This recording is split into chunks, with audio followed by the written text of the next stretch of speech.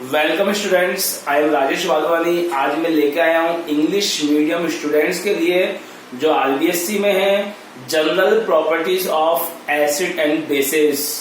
Very important point of view for board examinations. First point अपन देखते हैं जो बहुत जनरल पॉइंट है। Acid changes blue litmus to red and bases changes red litmus to blue.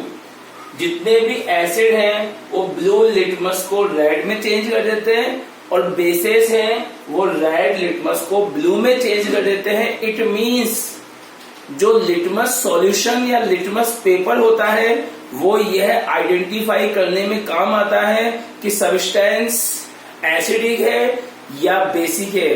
वो litmus paper ये नहीं बताता है कि एसिडिक में स्ट्रॉन्ग एसिडिक है कि वीक एसिडिक है। तो जितने भी एसिड्स है वो क्या करते हैं बेटा, ब्लू लिटमस को रेड में करते हैं और बेसिस रेड लिटमस को ब्लू में करते हैं। First general concept. Second general concept बहुत इंपॉर्टेंट है। जितने भी एसिड्स होते हैं वो मेटल से रिएक्शन करने पर हाइड्रोजन गैस देते हैं। कई बार एग्जामिनेशन में पूछा जाता है what happens when acid react with metal.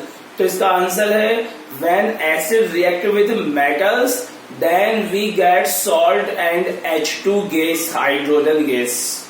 तो इसका एक एग्जांपल देखते हैं हम लोग। देखिए बेटा, एसिड प्लस मेटल क्या बनता है, सॉल्ट प्लस H2 गैस। तो अपन ने एसिड के जगह क्या लिया है, डाइल्यूट H2SO4 लिया है। डाइल्यूट H2SO4 और कंसंट्रेटेड H2SO4 होता है। डाइल्यूट एसिड होते हैं, डाइल्यूट बेस होते हैं, कंसंट्रेटेड एसिड होते हैं, कंसंट्रेटेड बेस होते हैं। कंसंट्रेटेड का मीन्स होता है वाटर कम, और कंसंट्रेटेड एसिड है तो वाटर कम और एसिड ज्यादा। कंसंट्रेटेड बेस है तो वाटर कम और बेस ज्यादा। ऐसे ही डाइल्यूट एसिड है तो वाटर ज्यादा और एसिड कम, और अगर डाइल्यूट बेस है तो वाटर ज्यादा और बेस कम। ठीक है, तो यहाँ पे हम डाइल्यूट H2SO4 लेंगे एसिड के प्लेस पर, मेटल के प्लेस पर जिंक लेंगे तो क्या बनेगा, सॉल्ट की जगह क्या बनेगा, ZnSO4 जिंक सल्फेट, और क्या बनेगा, H2 गैस बनेगी। ये जो डायग्राम है ये 2 या 3 बार जो लेटेस्ट जो नया सिलेबस है उसमें आ चुका है बोर्ड के अंदर। हमने टेस्ट ट्यूब ली है, ये टेस्ट ट्यूब है। इस टेस्ट ट्यूब में हम लोगों ने क्या फिल किया है, डाइल्यूट H2SO4 फिल किया है एंड जिंक ग्रेनुल्स, जिंक के दाने वो डाल दिए। इससे H2 गैस बनेगी। H2 गैस यहाँ पे आएगी। यदि हम लोग H2 गैस को यहीं पर फ्री कर देते हैं, यहाँ फ्री कर देते हैं तो हमको दिखाई नहीं देती। लेकिन हम लोगों ने क्या किया, सॉप सॉल्यूशन में लेके गए तो सॉप के बबल्स आएंगे। जैसे हम लोग बबल्स बनाते हैं मुंह से फूंक मार के, ऐसे बबल्स बनेंगे। और इसको जलती हुई कैंडल लेके आएंगे तो क्या होगा, पॉप साउंड से जलेगा, चिटपट्टी की आवाज से जलेगा ये bubble.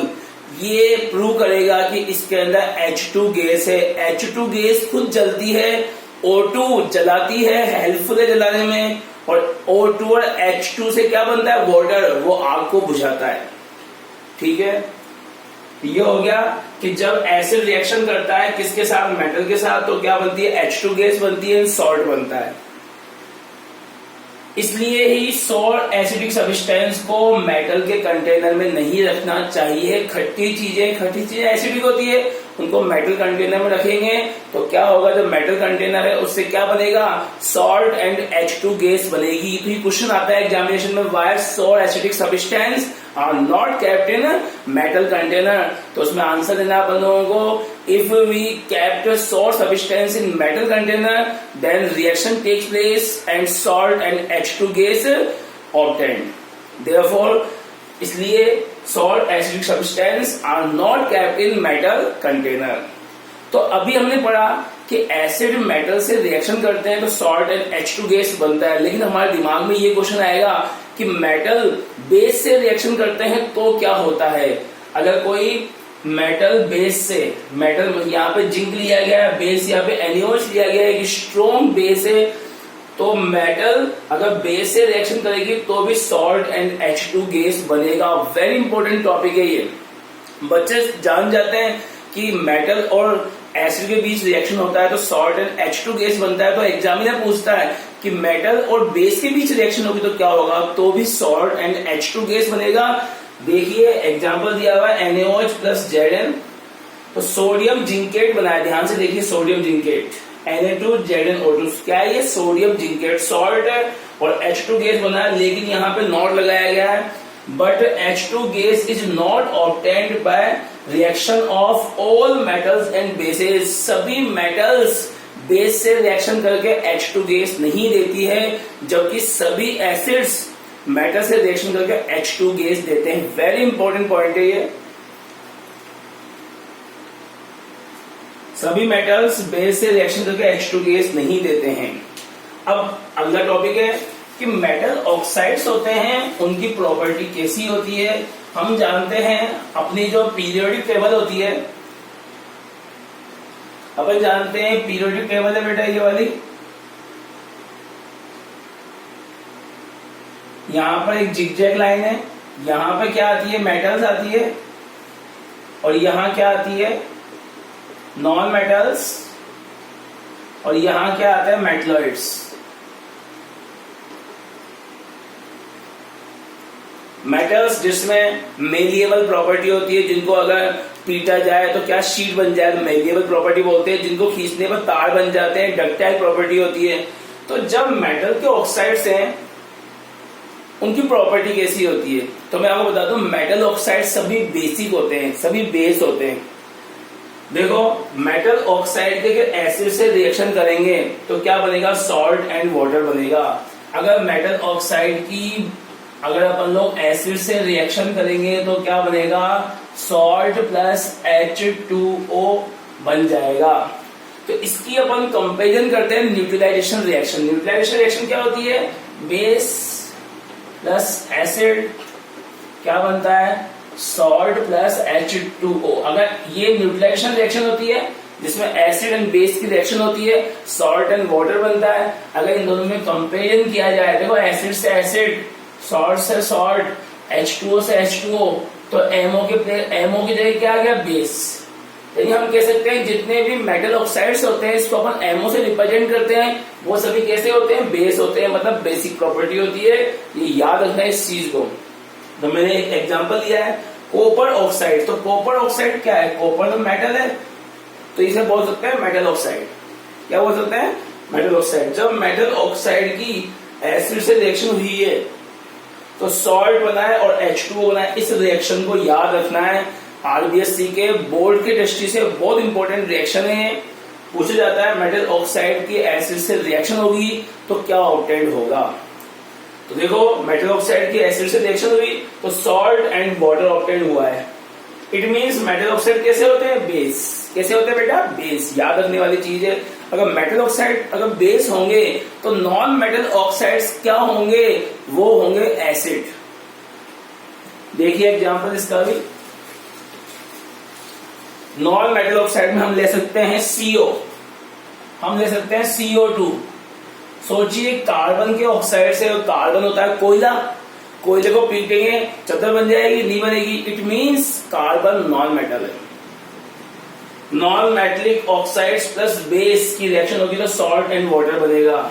Non metallic oxide plus base तो क्या बनेगा, सॉल्ट प्लस H2O वाटर। अगर इसकी कंपेरिजन की जाए न्यूट्रलाइजेशन रिएक्शन से तो क्या होगा, एसिड प्लस बेस क्या बनेगा, सॉल्ट प्लस वाटर। तो अगर कंपेरिजन की जाए तो देखो नॉन मेटल ऑक्साइड कैसी प्रॉपर्टी होगी, एसिडिक प्रॉपर्टी होगी, मतलब एसिड्स हो गए, बाकी बेस सॉल्ट एंड वाटर। तो नॉन मेटल ऑक्साइड कैसे होते हैं, एसिडिक इन नेचर होते हैं। देखिए CO2 को हम क्या मान सकते हैं, नॉन मेटल के ऑक्साइड्स हैं। और कैल्शियम हाइड्रोक्साइड क्या है, बेस है। अगर हम नॉन मेटल ऑक्साइड की बेस से रिएक्शन हुई तो सॉल्ट बन गया, CaCO3 सॉल्ट है। संगमरमर का फॉर्मूला, मार्बल का फॉर्मूला यही है, चौक का फॉर्मूला भी CaCO3 है, तो H2O बन गया। तो हम कह सकते हैं नॉन मेटलिक ऑक्साइड क्या होते हैं, एसिड होते हैं, एसिडिक प्रॉपर्टी होती है इनकी। ठीक है, लास्ट पॉइंट, जितने भी एक्वस सॉल्यूशन होता है एसिड एंड बेस का, उस सभी में आयंस होते हैं। तो क्या होता है, जो कंडक्टर्स होते हैं उसमें उसके लिए रेस्पॉन्सिबल या तो आयंस होते हैं, जैसे Na+Cl- ये आयंस है, और या फिर कंडक्टिविटी के लिए इलेक्ट्रॉन रेस्पॉन्सिबल है। कंडक्टिविटी के लिए 2 चीजें रेस्पॉन्सिबल हैं, एक तो है आयंस Na+Cl- Ca2+, तो आयंस है ये जिसमें चार्ज है, या फिर इलेक्ट्रॉन्स। तो अपन से वो पूछे कि NaCl क्या है, तो हम लोग बोलेंगे नॉन इलेक्ट्रोलाइट है। क्यों? NaCl में Na+ और Cl- आपस में बॉन्डेड है, अलग नहीं है, Na+ अलग नहीं है, Cl- अलग नहीं है। सॉलिड फॉर्म में NaCl बैड कंडक्टर होता है। अब हमने क्या किया, इसमें वाटर मिक्स कर दिया, इट मीन्स इसका एक्वस सॉल्यूशन तैयार कर दिया। वाटर मिक्स करने से Na+ और Cl- आ गया सॉल्यूशन में, Na+ और Cl- आ गए, ठीक है। तो इट मीन्स यहाँ पे आयन आ गया, तो ये क्या बन गया, कंडक्टर बन गया। तो ये तो अपन सॉल्ट की बात कर रहे हैं, अपन एसिड और बेस की बात कर रहे हैं। इसके बाद तो ये कंडक्टर कब बना, जब हम लोगों ने इसमें वाटर मिक्स किया है। अब मैं HCl है, HCl में वाटर मिक्स कर रहा हूं, एसिड है, तो H+ और Cl- आ जाएंगे, H+ और Cl- आ जाएंगे, आयंस आ गए, तो ये क्या हो जाएगा, गुड कंडक्टर बन जाएगा। यानी aqueous solution of all acid and bases conduct ions and are electrolyte in nature. वो क्या होगा, इलेक्ट्रोलाइट होगा, इलेक्ट्रिसिटी को कंडक्ट करेगा। ऐसे हम लोग NaOH को ले रहे हैं, अगर वाटर मिक्स करेंगे तो Na+ OH- आ जाएंगे, तो आयंस आ गए, और आयंस आने से ये क्या हो गया, गुड कंडक्टर हो गया, किसका, इलेक्ट्रिसिटी का। तो सभी एसिड, सभी बेसेस एंड सभी सॉल्ट का एक्वस सॉल्यूशन क्या होता है, इलेक्ट्रोलाइट होता है। इट मीन्स ये कंडक्ट करता है किसको, इलेक्ट्रिसिटी को। वेरी वेरी इंपॉर्टेंट पॉइंट्स है, 10th क्लास के बच्चे इसे जरूर देखिए। थैंक्स।